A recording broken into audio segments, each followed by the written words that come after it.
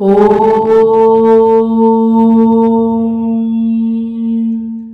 ಮಹಾದೈವೈ ಚ ವಿದ್ಮಹೇ ವಿಷ್ಣುಪತ್ನೇ ಚ ಧೀಮಹಿ ತನ್ನೋ ಲಕ್ಷ್ಮೀ ಪ್ರಚೋದಯಾತ್.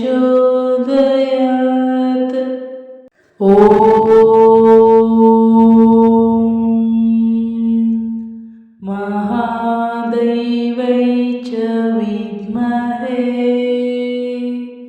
विष्णुपत्नै च धीमहि तन्नो लक्ष्मी प्रचोदयात्.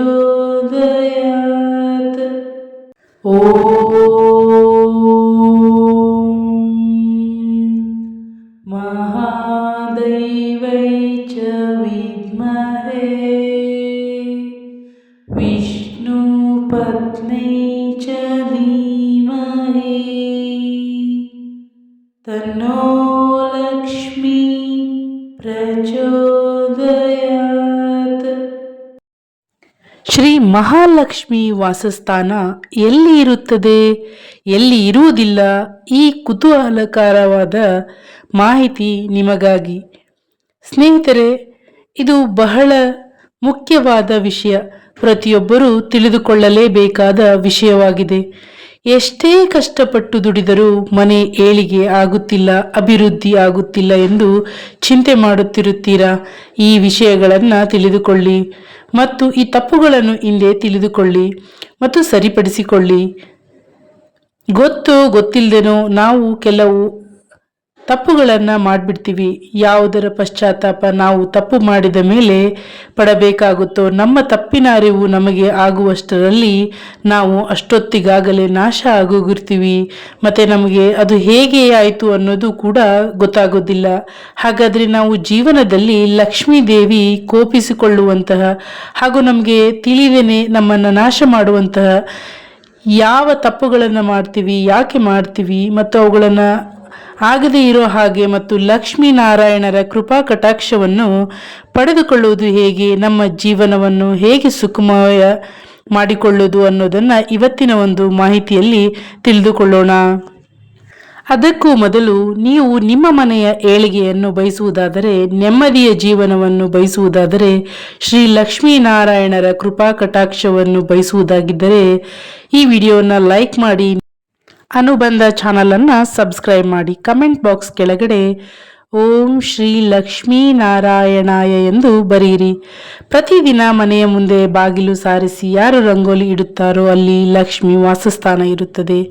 ಯಾರು ಮನೆಯ ಬಾಗಿಲು ಸಾರಿಸುವುದಿಲ್ಲೋ, ರಂಗೋಲಿ ಇಡುವುದಿಲ್ಲ, ಅಲ್ಲಿ ಜ್ಯೇಷ್ಠಲಕ್ಷ್ಮಿ ವಾಸಸ್ಥಾನವಿದ್ದು ಅಲ್ಲಿ ಮಹಾಲಕ್ಷ್ಮಿ ಇರುವುದಿಲ್ಲ. ಮನೆಗೆ ಬಂದವರನ್ನು ಒಳಗೆ ಕರೆದು ಆಧರಿಸುವವರ ಮನೆಯಲ್ಲಿ ಲಕ್ಷ್ಮಿ ಇರುತ್ತಾಳೆ. ಮನೆಯ ಬಂದವರನ್ನ ಒಳಗೆ ಕರೆಯದೆ ಮಾತನಾಡಿಸದೆ ಇರುವವರ ಮನೆಯಲ್ಲಿ ಲಕ್ಷ್ಮಿ ಇರುವುದಿಲ್ಲ. ಮನೆಗೆ ಬಂದ ಹೆಂಗಸರಿಗೆ ಅರಿಶಿನ, ಕುಂಕುಮ, ಹೂವು, ತಾಂಬೂಲ ಕೊಡುವವರು ಮನೆಯಲ್ಲಿ ಲಕ್ಷ್ಮಿ ಇರುತ್ತಾಳೆ. ಮನೆಗೆ ಬಂದ ಹೆಂಗಸರಿಗೆ ಏನೂ ಕೊಡದೆ ಕಳುಹಿಸಿದರೆ ಅಲ್ಲಿ ಜ್ಯೇಷ್ಠಲಕ್ಷ್ಮಿ ವಾಸಸ್ಥಾನವಿರುತ್ತದೆ. ಪ್ರತಿದಿನ ಊಟ ಮಾಡುವಾಗ ಅನ್ನಕ್ಕೆ ಕೈ ಮುಗಿದು ಊಟ ಮಾಡುವವರ ಮನೆಯಲ್ಲಿ ಲಕ್ಷ್ಮಿ ನೆಲೆಸುತ್ತಾಳೆ. ಊಟ ಮಾಡುವಾಗ ಕೋಪ ಮಾಡಿಕೊಂಡು ಊಟವನ್ನು ನಿಂದಿಸಿ ಊಟ ಮಾಡುವವರ ಮನೆಯಲ್ಲಿ ಲಕ್ಷ್ಮಿ ಇರುವುದಿಲ್ಲ. ಶುಕ್ರವಾರ, ಮಂಗಳವಾರ, ಅಮಾವಾಸ್ಯೆ, ಹುಣ್ಣಿಮೆ, ಏಕಾದಶಿ, ದ್ವಾದಶಿ ಇತ್ಯಾದಿ ದಿನಗಳನ್ನು ಬಿಟ್ಟು ಉಳಿದ ದಿನಗಳಂದು ದೇವರ ವಿಗ್ರಹ ಕಳಶವನ್ನು ಶುದ್ಧಿ ಮಾಡುವವರ ಮನೆಯಲ್ಲಿ ಶ್ರೀ ಲಕ್ಷ್ಮಿ ನೆಲೆಸಿರುತ್ತಾಳೆ. ಶುಕ್ರವಾರ, ಮಂಗಳವಾರ, ಅಮಾವಾಸ್ಯೆ, ಹುಣ್ಣಿಮೆ, ಏಕಾದಶಿ, ದ್ವಾದಶಿ ಇತ್ಯಾದಿ ದಿನಗಳಂದು ದೇವರ ವಿಗ್ರಹ ಕಳಶಗಳನ್ನು ಶುದ್ಧಿ ಮಾಡಿದರೆ ಆ ಮನೆಯನ್ನು ಲಕ್ಷ್ಮಿ ತೊರೆಯುತ್ತಾಳೆ. ರಾತ್ರಿಯ ಸಮಯ ಮಾತ್ರ ನಿದ್ದೆ ಮಾಡಿದರೆ ಒಳ್ಳೆಯದು. ಮುಸ್ಸಂಜೆಯಲ್ಲಿ ನಿದ್ದೆ ಮಾಡುತ್ತಿದ್ದರೆ ಅಶಕ್ತರನ್ನು ಬಿಟ್ಟು, ಅಂದರೆ ಒಳ್ಳೆಯದಲ್ಲ, ಇದು ದಾರಿದ್ರ್ಯ. ಪೂಜಾ ಕಾಲದಲ್ಲಿ ರೇಷ್ಮೆ ವಸ್ತ್ರ, ಶ್ವೇತ ವಸ್ತ್ರ, ಸೀರೆ ಉಟ್ಟು ಪೂಜೆ ಮಾಡುವವರ ಮನೆಯಲ್ಲಿ ಲಕ್ಷ್ಮೀ ದೇವಿ ಸದಾ ನೆಲೆಸಿರುತ್ತಾಳೆ. ಪೂಜಾ ಕಾಲದಲ್ಲಿ ಕಪ್ಪು ವಸ್ತ್ರ, ಹರಿದ ವಸ್ತ್ರ, ಮೈ ಒರೆಸಿದ ಟವಲ್ ಉಟ್ಟು ಅಥವಾ ನೈಟಿ ಧರಿಸಿ ಪೂಜೆ ಮಾಡುತ್ತಿದ್ದರೆ ಲಕ್ಷ್ಮಿ ನೆಲೆಸುವುದಿಲ್ಲ. ವಿಳ್ಯದಲ್ಲಿ ತುದಿ ಹಾಗೂ ತೊಟ್ಟು ತೆಗೆದು ತಿನ್ನುವವರ ಮನೆಯಲ್ಲಿ ಲಕ್ಷ್ಮಿ ವಾಸವಿರುತ್ತಾಳೆ. ವಿಳ್ಯದಲ್ಲಿ ತುದಿ ಹಾಗೂ ತೊಟ್ಟು ತೆಗೆಯದೆ ತಿನ್ನುತ್ತಿದ್ದರೆ ಲಕ್ಷ್ಮಿ ನಿಲ್ಲುವುದಿಲ್ಲ. ದೇವರ ಪೂಜಾ ಕಾಲದಲ್ಲಿ 2 ದೀಪ ಹಚ್ಚಿ ಪೂಜಿಸುತ್ತಿದ್ದರೆ ಬಹಳ ಒಳ್ಳೆಯದು. ದೇವರಿಗೆ ಒಂಟಿ ದೀಪ ಹಚ್ಚಿ ಪೂಜಿಸುತ್ತಿದ್ದರೆ ಅದು ಒಳ್ಳೆಯದಲ್ಲ. ಹಿರಿಯರಿಗೆ, ಗುರುಗಳಿಗೆ, ಸುಮಂಗಲಿಯರಿಗೆ ತಾಂಬೂಲ ಕೊಡುವಾಗ ದಕ್ಷಿಣೆ ಸಮೇತ ಕೊಟ್ಟರೆ ಮಹಾಲಕ್ಷ್ಮಿಗೆ ಬಹಳ ತೃಪ್ತಿಯಾಗುತ್ತದೆ. ದಕ್ಷಿಣೆ ಇಲ್ಲದೆ ತಾಂಬೂಲ ಕೊಡುವವರ ಮನೆಯಲ್ಲಿ, ಹರಿದಿರುವ ವಿಳ್ಯದೆಲೆ ತಾಂಬೂಲ ಕೊಡುವವರ ಮನೆಯಲ್ಲಿ ಲಕ್ಷ್ಮಿ ನಿಲ್ಲುವುದಿಲ್ಲ. ಸಾಲಿಗ್ರಾಮಕ್ಕೆ ತುಳಸಿಯಿಂದ ಪೂಜೆ ಮಾಡಿದರೆ ಮನೆಗೆ ತುಂಬ ಒಳ್ಳೆಯದು. ಸಾಲಿಗ್ರಾಮಕ್ಕೆ ಅಕ್ಷತೆಯಿಂದ ಪೂಜೆ ಮಾಡಬಾರದು. ಶ್ರೀ ಗಣಪತಿ ದೇವರಿಗೆ ಗರಿಕೆಯಿಂದ ಪೂಜೆ ಮಾಡುತ್ತಿದ್ದರೆ ಮನೆಗೆ ಶುಭ ಸೂಚಕ. ಶ್ರೀ ಮಹಾಗಣಪತಿಗೆ ತುಳಸಿಯಿಂದ ಪೂಜೆ ಮಾಡಿದರೆ ಅಶುಭ. ಮನೆಯನ್ನು ಹಗಲು ಸಮಯದಲ್ಲಿ ಗುಡಿಸುವವರ ಮನೆಯಲ್ಲಿ ಲಕ್ಷ್ಮಿ ನೆಲೆಸಿರುತ್ತಾಳೆ. ರಾತ್ರಿಯ ಸಮಯದಲ್ಲಿ ಮನೆಯನ್ನು ಗುಡಿಸಿದರೆ ಮನೆಯಲ್ಲಿ ಜ್ಯೇಷ್ಠ ಲಕ್ಷ್ಮಿ ವಾಸವಾಗುತ್ತಾಳೆ. ಮುಂಜಾನೆ ಬೇಗ ಎದ್ದು ಸ್ನಾನ ಮಾಡಿ ಪೂಜೆ ಮಾಡುವ ಮನೆಯಲ್ಲಿ ಲಕ್ಷ್ಮಿ ನೆಲೆಸಿರುತ್ತಾಳೆ. ಸೂರ್ಯ ನೆತ್ತಿಯ ಮೇಲೆ ಬಂದರೂ ಸ್ನಾನ ಪೂಜೆ ಇಲ್ಲದ ಮನೆಯಲ್ಲಿ ಲಕ್ಷ್ಮಿ ನೆಲೆಸುವುದಿಲ್ಲ. ಬಲಮುರಿ, ಶಂಖ, ಶ್ರೀಫಲ, ಗೋಮತಿ, ಶಕ್ರ ಪೂಜೆ ಮಾಡುವವರ ಮನೆಯಲ್ಲಿ ಲಕ್ಷ್ಮಿ ಇರುತ್ತಾಳೆ. ಸರಿಯಾಗಿ ಆಕಾರವಿಲ್ಲದ ವಿಗ್ರಹಗಳು, ಭಿನ್ನವಾಗಿರುವ ವಿಗ್ರಹಗಳು ಇದ್ದರೆ ಅಂಥವರ ಮನೆಯಲ್ಲಿ ಲಕ್ಷ್ಮಿ ನೆಲೆಸುವುದಿಲ್ಲ. ದೇವರ ಮನೆಗೆ ಸಂಬಂಧಪಟ್ಟ ಕೆಲವೊಂದು ಮಾಹಿತಿಗಳನ್ನು ತಿಳಿಸುತ್ತೇನೆ. ಪ್ರತಿಯೊಬ್ಬ ಸ್ತ್ರೀಯರು ತಿಳಿದುಕೊಳ್ಳಲೇಬೇಕಾದ ಮಾಹಿತಿ ಇದು. ದೀಪಗಳನ್ನು ನೆಲದ ಮೇಲೆ ಇಡಬೇಡಿ. ಒಂದು ಚಿಕ್ಕ ತಾಮ್ರದ ತಟ್ಟೆಯಲ್ಲಾದರೂ ಇಡಿ ಅಥವಾ ರಂಗೋಲಿ ಹಾಕಿ ಅದರ ಮೇಲೆ ಇಡಿ. ಪೂಜೆಗೆ ಕನಕಾಂಬರ ಹೂವು ಅಷ್ಟು ಪ್ರಶಸ್ತವಲ್ಲ. ಆದಷ್ಟು ಕನಕಾಂಬರ, ಚೆಂಡು ಹೂವು ಬೇಡ. ಪೂಜಿಸಲೇಬಾರದೆಂದಲ್ಲ, ಪೂಜಿಸಿದರೆ ಜೀವನದ ಮೇಲೆ ಜಿಗುಪ್ಸೆ ಬರುವುದು ಹೆಚ್ಚು. ದೇವರ ಮನೆಯಲ್ಲಿ ಚಿಕ್ಕ ಜೋಡಿ ದೀಪವನ್ನು ಹಚ್ಚುವುದು ಬಹಳ ಒಳ್ಳೆಯದು. ಸುಮ್ಮನೆ ಕಳಸವನ್ನು ಇಡಬೇಡಿ. ಕಳಸ ಮೊದಲಿನಿಂದಲೂ ಬಂದಿದ್ದರೆ ಮಾತ್ರ ಇಡಿ. ಕಳಸಗಳನ್ನು ಬರೀ ನೆಲದ ಮೇಲೆ ಇಡಬಾರದು. ಮಂಗಳವಾರ, ಶುಕ್ರವಾರದಂದು ವಿಸರ್ಜಿಸಬಾರದು. ಶಿವಲಿಂಗವನ್ನು, ವಿಷ್ಣು ಪಾದವನ್ನು, ದೇವರ ವಿಗ್ರಹವನ್ನು ನೆಲದ ಮೇಲೆ ಇಟ್ಟು ಪೂಜಿಸಬಾರದು. ತಟ್ಟೆಯಲ್ಲಿಟ್ಟರೂ ಸಹ ಒಂದು ಮಣೆಯ ಮೇಲೆ ಇಟ್ಟಿದ್ದರೆ ಒಳ್ಳೆಯದು. ಕಾಮಾಕ್ಷಿ ದೀಪವನ್ನು ದೇವರ ಬಲಗಡೆ ಅಥವಾ ಈಶಾನ್ಯದಲ್ಲಿ ಇಡಿ. ಜ್ವಾಲೆ ಪೂರ್ವ ಅಥವಾ ಉತ್ತರ ಅಥವಾ ಈಶಾನ್ಯಕ್ಕೆ ಇರಬೇಕು. ವಿಳ್ಯದೆಲೆ, ಅಡಿಕೆ, ದಕ್ಷಿಣೆ ಇಲ್ಲದೆ ನೈವೇದ್ಯ ಮಾಡಿದರೆ ಅದು ಪೂರ್ಣ ಫಲ ಕೊಡುವುದಿಲ್ಲ. ದೇವರಿಗೆ ನೈವೇದ್ಯ ಮಾಡಲು ಏನೂ ಇಲ್ಲದಿದ್ದಾಗ ಬೆಲ್ಲ ನೈವೇದ್ಯ ಮಾಡಬಹುದು. ಕಲ್ಲು ಸಕ್ಕರೆ, ಖರ್ಜೂರ ಕೂಡ ನೈವೇದ್ಯ ಮಾಡಬಹುದು. ಬಿಸಿ ಇರುವ ಹಾಲು, ಬಿಸಿ ಇರುವ ತುಪ್ಪ ಅಭಿಷೇಕಕ್ಕೆ ಉಪಯೋಗಿಸಬೇಡಿ. ಅನ್ನ ನೈವೇದ್ಯ ಮಾಡುವವರು ಬರೀ ಅನ್ನ ನೈವೇದ್ಯ ಮಾಡುವುದು ಬೇಡ. ಅನ್ನಕ್ಕೆ ತುಪ್ಪ ಹಾಕಿ ನೈವೇದ್ಯ ಮಾಡಿ. ಹಾಲು ಅನ್ನ, ಮೊಸರು ಅನ್ನ, ತುಪ್ಪದ ಅನ್ನ ನೈವೇದ್ಯ ಮಾಡಬಹುದು. ನಮ್ಮ ಹಿರಿಯರು ಹೇಳಿಕೊಟ್ಟ ಎಲ್ಲ ಸಂಪ್ರದಾಯಗಳನ್ನು ಪಾಲಿಸುವುದರಿಂದ ಖಂಡಿತವಾಗಿಯೂ ಒಳ್ಳೆಯದಾಗುತ್ತದೆ. ಮಹಾಲಕ್ಷ್ಮಿ ಅಮ್ಮ ಎಲ್ಲರಿಗೂ ಸಕಲ ಸಂಪತ್ತು ಕೊಟ್ಟು ಕಾಪಾಡಲಿ. ಈ ಮಾಹಿತಿ ಇಷ್ಟವಾಗಿದ್ದರೆ ದಯವಿಟ್ಟು ಲೈಕ್ ಮಾಡಿ, ಹಾಗೆ ಕಮೆಂಟ್ ಮಾಡೋದನ್ನು ಮರೆಯಬೇಡಿ. ಮಹಾಲಕ್ಷ್ಮಿ ಮಂತ್ರವನ್ನು ಪ್ರತಿದಿನ ಪಠಿಸುವುದರಿಂದ, ಕೇಳುವುದರಿಂದ ಖಂಡಿತವಾಗಿಯೂ ನಿಮ್ಮ ಮನೆಗೆ ಲಕ್ಷ್ಮಿ ನೆಲೆಸುತ್ತಾಳೆ. ವಿಡಿಯೋ ಪೂರ್ಣವಾಗಿ ನೋಡಿ ಲಕ್ಷ್ಮೀ ದೇವಿಯ ಆಶೀರ್ವಾದವನ್ನು ಪಡೆಯಿರಿ. ಓಂ ಮಹಾದೈವೈ ಚ ವಿದ್ಮಹೇ ವಿಷ್ಣುಪತ್ನೇ ಚ ಧೀಮಹಿ ತನ್ನೋ ಲಕ್ಷ್ಮೀ ಪ್ರಚೋದಯಾತ್. ಓಂ ಮಹಾದೈವೈ ಚ ವಿದ್ಮಹೇ ವಿಷ್ಣುಪತ್ನೇ ಚ ಧೀಮಹಿ ತನ್ನೋ ಲಕ್ಷ್ಮೀ ಪ್ರಚೋದಯಾತ್. ಓಂ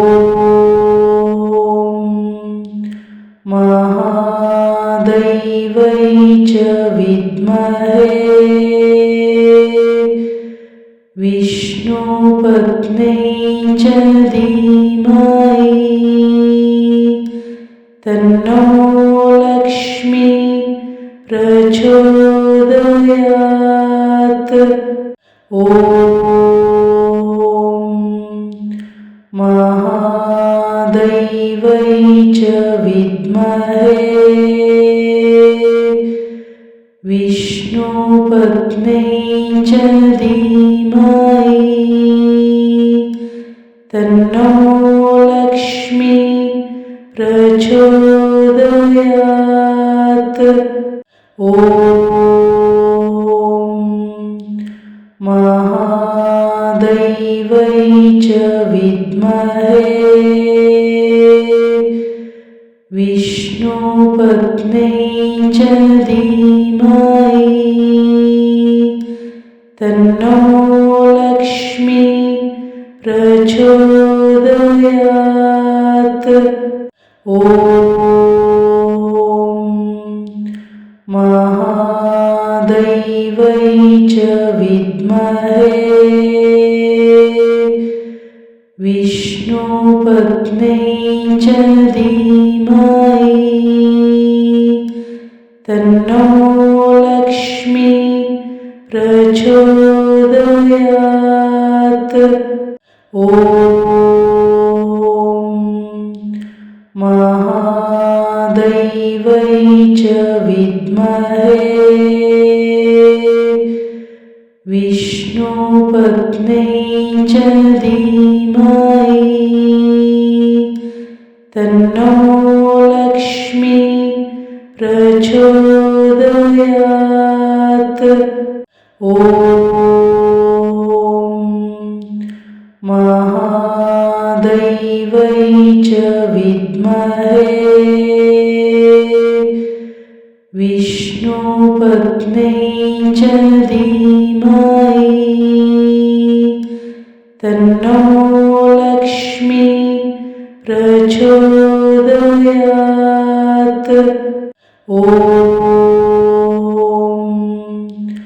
महादेव्यै च विद्महे विष्णुपत्न्यै च धीमहि तन्नो लक्ष्मी प्रचोदयात्। ॐ महादेव्यै च विद्महे विष्णुपत्न्यै च धीमहि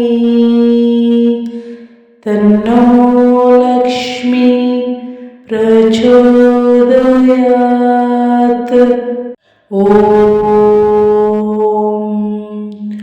महादेव्यै च विद्महे विष्णुपत्न्यै च धीमहि